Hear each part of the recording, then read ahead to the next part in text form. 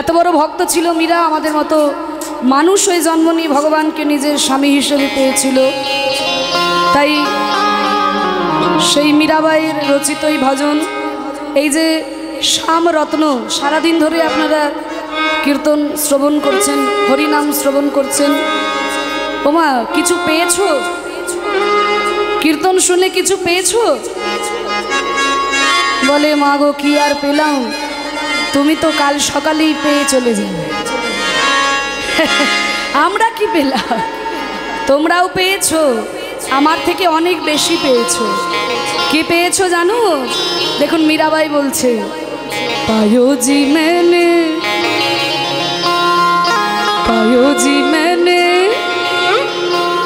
राम रतन धन पायो, पायो जी मैंने राम रतन धन।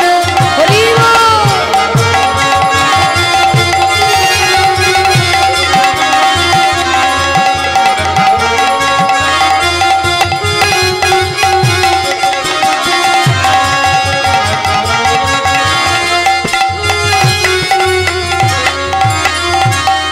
वस्तु अमूलिक दे मारो सतगुरु,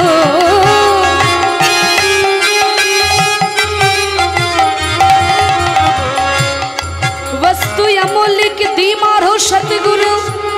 এই যে হৃদয়ের মধ্যে আমি রাম রত্ন পেলাম, যিনি রাম তিনি শ্যাম, সেই শ্যাম রত্ন আমি হৃদয়ে পেয়েছি। এই হৃদয় রত্নটা তখনই লাভ করতে পারবেন বাবা, যখন সদ্গুরুর আশ্রয় করবেন। সদ্গুরুর আশ্রয় না করলে পরে আপনি যতই ভক্তি আস্বাদন করুন না কেন, এই ভক্তি রত্ন কিন্তু হৃদয়ে সঞ্চার হবে না। যখন গুরুর চরণ আশ্রয় করা হবে, তখনই এই রত্ন আমাদের হৃদয়ে অধিষ্ঠান করবে। বস্তু অমূলিক दी मारो सतगुरु,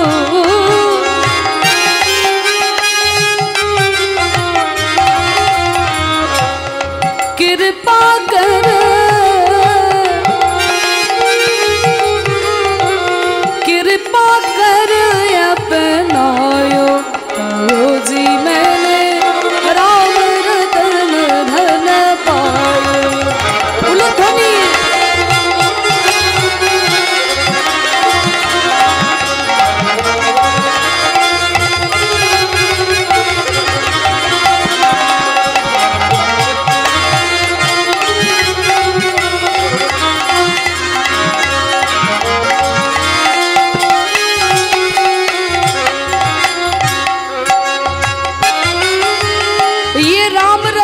ऐसा रतन है कि चोर ना लूटे, खर्च ना खोटे।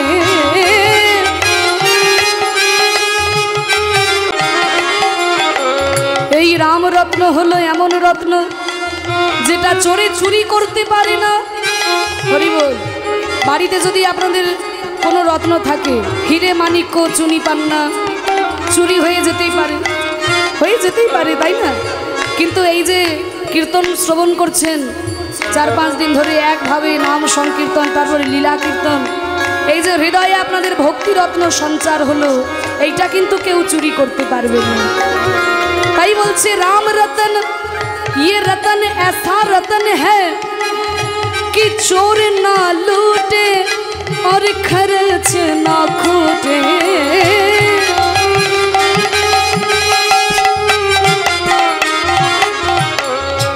চোরে তো চুরি করতে পারে না। আবার কি হয়, ওমা বাড়িতে যদি কারোর কোনো হিরে চুনি পান্না থাকে, 6 মাস পরে কি একটা হিরে থেকে 4টা হিরে হবে?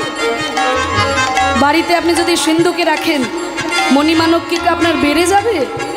কিন্তু এই রাম রত্ন হলো এমন রত্ন, যদি কোনো ভক্তের হৃদয়ে একবার সঞ্চার হয়, সেই রত্ন দিনে দিনে বেড়ে যায়। কি করে জানেন? এই যে কীর্তন শুনতে আসছেন, হৃদয়ে ভক্তি রত্ন সঞ্চার হলো, এই রত্নের এমন গুণ। আবার যদি কোথাও কীর্তন হয়, হরিনাম হয়, কত 200 কিলোমিটার দূর, তাও বাস ভাড়া করে ছুটে ছুটে চলে যাচ্ছে। তাই না? এখানেই কত ভক্ত এসেছে, কত দূর দূরান্ত থেকে এসেছে, কত ভক্তরা আমার সঙ্গে দেখা করেছে, কত দূর দূরান্ত থেকে এসেছে ছুটে ছুটে। আবার যখন কোথাও কীর্তন হবে আবার ছুটে চলে যাবে। তাহলে যত যাবেন এই রত্নটা ধীরে ধীরে বেড়ে যাবে না?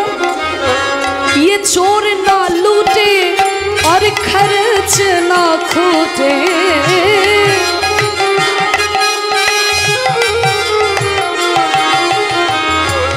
दिन दिन दिन दिन बढ़त शबायो वो जी मैंने राम रतन धन पायो।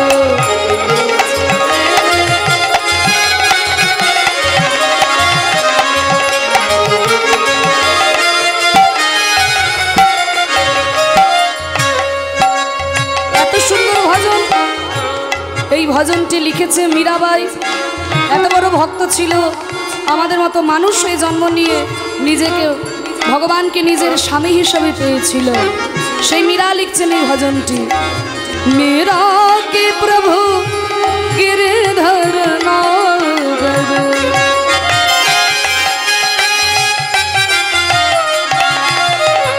তা দেখুন মায়েরা, আমরা জানি যে মীরাবাই গিরিধারী গোপালের ভজনা করে।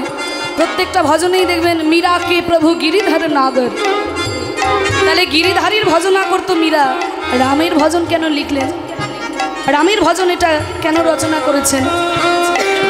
যখন এই মীরাবাই তুলসীদাসের কাছে গেছিলেন দীক্ষা নেওয়ার জন্য, যিনি রামচরিত রচনা করেছেন তুলসীদাস, সেই তুলসীদাসের কাছে যখন গেলেন দীক্ষা নেওয়ার জন্য, তুলসীদাস মীরাকে দীক্ষা দিলেন। মীরাবাই বলল, হে গুরুদেব, আমি তো সারা জীবন গিরিধারীর সেবা করেছি, গিরিধরকে ছাড়া তো আমি জীবনে আর কাউকে চিনি না, কিন্তু আপনি যে আমাকে দীক্ষা দিলেন, আমি তো রামের সেবা করব না গিরিধরের সেবা করব? তুলসীদাস বলল, শোনো মীরা, তুমি ছোটবেলা থেকে যেমন গিরিধারীর ভজনা করেছো, তুমি গিরিধারীরই ভজনা করো। যিনি গিরিধর তিনিই রাম, তারা তো সবাই একই, তুমি যেই রূপেই তাকে ডাকো না কেন তিনি সেই ভগবান। তাই মীরা গুরুচরণে প্রণাম করে এসে যখন ঘরে এলো, ঘরে এসে যখন গিরিধারীর পুজো করতে যাচ্ছে, যখন গিরিধারীর দিকে তাকিয়েছে, দেখে কিনা তার গিরিধর রাম রূপ ধারণ করে দাঁড়িয়ে আছে। গিরিধারী রাম রূপ ধারণ করে দাঁড়িয়ে আছে। তা সেই রামরূপকে দর্শন করে এই ভজনটি রচনা করেছিলেন মীরাবাই। একেবারে তুলসীদাসের চরণে গিয়ে পড়ল, হে গুরুদেব, আপনি যাই বলেছিলেন তাই হলো। ওই রামচন্দ্রকে আমি দর্শন করলাম আমার গিরিধরের মধ্যে। তাই গুরু চরণে বসে বসে এই ভজনটি রচনা করেছিলেন। মীরা কে প্রভু গিরিধর নাগর,